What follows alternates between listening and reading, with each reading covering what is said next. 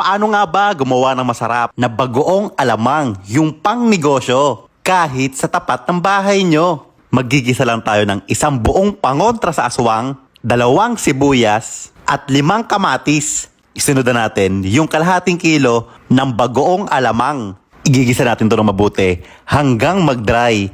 Tapos ibubuhos na natin yung 300 ml ng vinegar. Isabay na natin yung 1/4 tablespoon ng paminta. Takpan lang at lutuin ng 5 minuto. Tapos isunod na natin yung 1/4 brown sugar. I-mix-mix lang na mabuti hanggang kumulo. Habang naghihintay, magbalata tayo ng paborito nating mangga. Salamat nga po pala sa mga OFW natin na laging nanonood.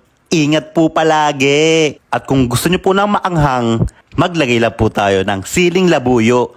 Lulutuin pa natin to ng 3 minuto. Tapos mag-plating na tayo. Paki-comment naman po kung nasan ka ngayon para alam ko kung saan umabot itong video na to. Shoutout nga po pala sa mga taga Cagayan de Oro, Bohol at Apari. Kung naaamoy nyo lang, sobrang bango at nakakapanglaway ang lutong nung mangga. Ang sarap ng kombinasyon.